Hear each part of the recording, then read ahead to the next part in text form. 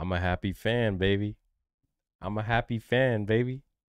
I'm a happy Star Wars fan, dude. Okay, the outro is very Game of Thrones-esque. Okay, I'm gonna give this one a 8 out of 10.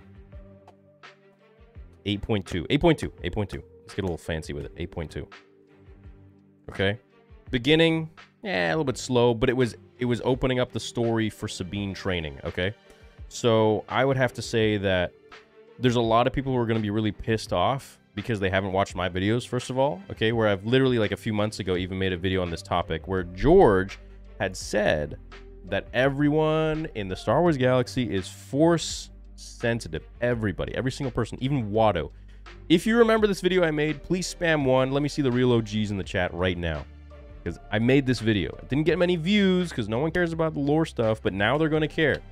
So let me recap for you. Essentially what happened was George said in the Star Wars archives with Paul Duncan, he said that every single user, every single being in Star Wars is Force sensitive. And you don't even need George to say that.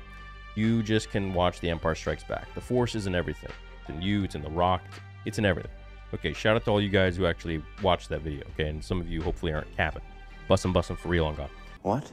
He basically says everyone can, it's like learning karate, George says, verbatim. Everyone can learn karate. It just depends on skill, how much you practice, how much you train, and of course, you know, talent.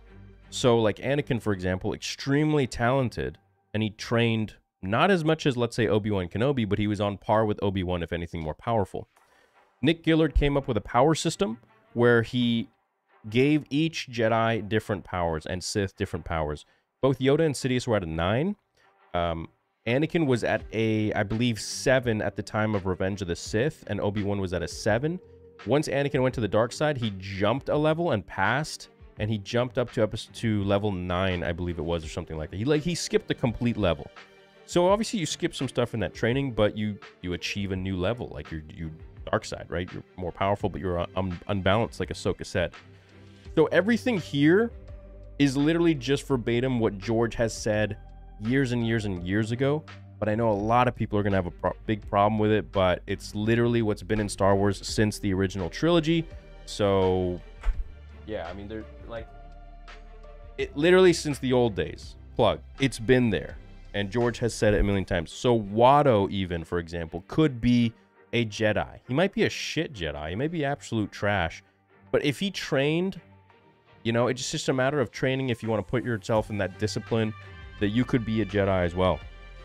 So it's not far-fetched that Ahsoka is trying to train Sabine in the Force. But again, I know a lot of people will be pissed. That's why you gotta watch my videos, man. I cover the stuff that people don't cover. I cover the stuff that I find really interesting that George said. And here's case in point. So shout out to all of you that have seen the old videos. Okay, start a poll. Did you like episode 3? Absolutely badass episode. 9 out of 10. Watched your vid. Oh, thanks, Alloy. Every kid tried to use the Force on a cup before. I love that Sabine scene. This is fun, like Lucas Star Wars. That's what I'm saying, baby. Supervising sound director says Matthew Wood. What? That's awesome. Matthew Wood was the voice of Grievous, for those who don't know.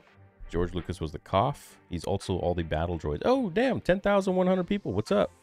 Make sure you hit the like button. Glad to have you here. What did you guys think of the episode? Did you guys like it? You don't have to vote in the poll. You can also type it in the chat. Would you give it a 10? Give it a number out of 10. I give it an... You know what? You know what? I'm going to give it a 9. A 9 out of 10. I'm changing my vote. I'm going to do a 9. So my vote is a 9 to 10 out of 10.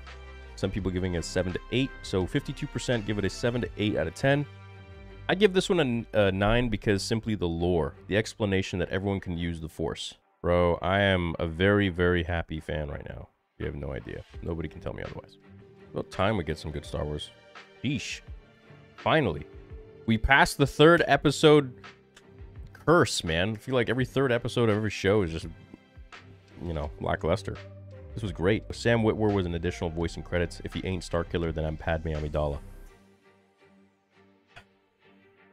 I mean, you can't go wrong with that situation. I hope you're Padme Amidala. Cool fact theory, the senator that Hera was arguing with is the father of the main character in the Star Wars Resistance series. Oh, really? I didn't watch Resistance. Merrick is credited as Paul Darnell in the credits. So Sabine has the same force potential as Obi-Wan. Remember how weak Obi-Wan was as a youngling Padawan? I feel no one is saying this. I think Obi-Wan has more force potential than Sabine. It's a lot harder to like something when you don't get to see the big picture. It's much easier to pick apart bad with much small pieces are given to us at a time. Wish they could stop with series.